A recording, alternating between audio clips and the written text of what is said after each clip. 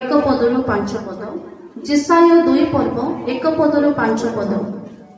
ଆମୋସର ପୁତ୍ର ଜିସାୟ ଜିହୁଦା ଓ ଜେରୁସାଲେମ ବିଷୟରେ ଯେଉଁ ଦର୍ଶନ ପାଇଲେ ତହିଁର ବୃତ୍ତାନ୍ତ।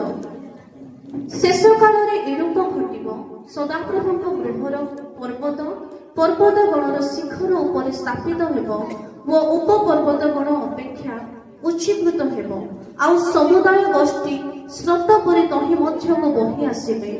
ପୁଣି ଅନେକ ଗୋଷ୍ଠୀ ଯାଉ ଯାଉ କହିବେ, ତୁମ୍ଭେମାନେ ଆସ, ଆମ୍ଭେମାନେ ସଦାପ୍ରଭୁଙ୍କ ପର୍ବତକୁ, ଯାକୋବର ପରମେଶ୍ୱରଙ୍କ ଗୃହକୁ ଯାଉ।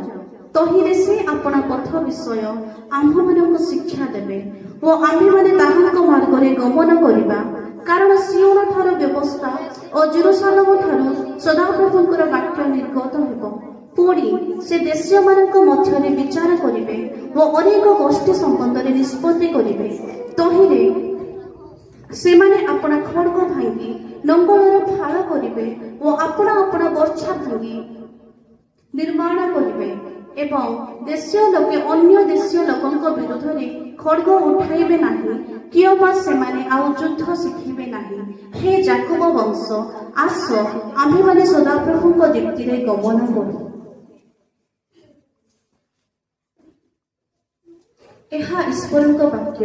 ଯେଉଁମାନେ ଈଶ୍ୱରଙ୍କ ବାକ୍ୟ ଶୁଣନ୍ତି ଓ ପାଳନ କରନ୍ତି, ସେମାନେ ଧନ୍ୟ।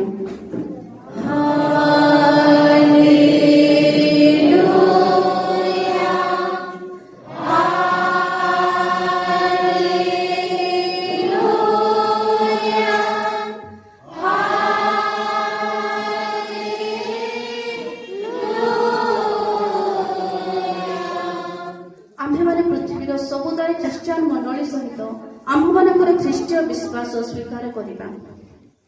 ଆକାଶ ଓ ପୃଥିବୀର ସୃଷ୍ଟିକର୍ତ୍ତା ପିତା ଈଶ୍ୱରଙ୍କୁ ବିଶ୍ୱାସ କରେ, ଈଶ୍ୱରଙ୍କ ଦ୍ୱିତୀୟ ପୁତ୍ର, ଆମ୍ଭମାନଙ୍କର ପ୍ରଭୁ ଯୀଶୁଖ୍ରୀଷ୍ଟ, ଯେ ପବିତ୍ର ଆତ୍ମାଙ୍କ ଶକ୍ତିରେ ଗର୍ଭଧାରଣ କରାଯାଏ, କୁମାରୀ ମରିୟମଙ୍କ ଠାରୁ ଜାତ ହେଲେ, ପନ୍ତିୟ ପିଲାତଙ୍କ ଅଧିକାର ସତ୍ତ୍ୱେ ଦୁଃଖ କଲେ, କ୍ରୁଶିତ ହେଲେ, କ୍ରୁଦ୍ଧ ହେଲେ, ସମାଧିପ୍ରାପ୍ତ ହେଲେ, ମୃତ୍ୟୁମାନଙ୍କ ସ୍ଥାନକୁ ଓହ୍ଲାଇଲେ, ତୃତୀୟ ଦିନରେ ମୃତ୍ୟୁମାନଙ୍କ ମଧ୍ୟରୁ ଉଠିଲେ, ଯେ ସ୍ୱର୍ଗାରୋହଣ କଲେ ଓ ସବୁ ଶକ୍ତିମାନ ପିତା ଈଶ୍ୱରଙ୍କ ଦକ୍ଷିଣ ପାର୍ଶ୍ୱରେ ବସିଅଛନ୍ତି, ଯେଉଁଠାରେ ସେ ଜୀବିତ ମୃତଲୋକମାନଙ୍କର ବିଚାର କରିବାକୁ ଆସିବେ, ତାହାଙ୍କୁ ବିଶ୍ୱାସ କରିବେ।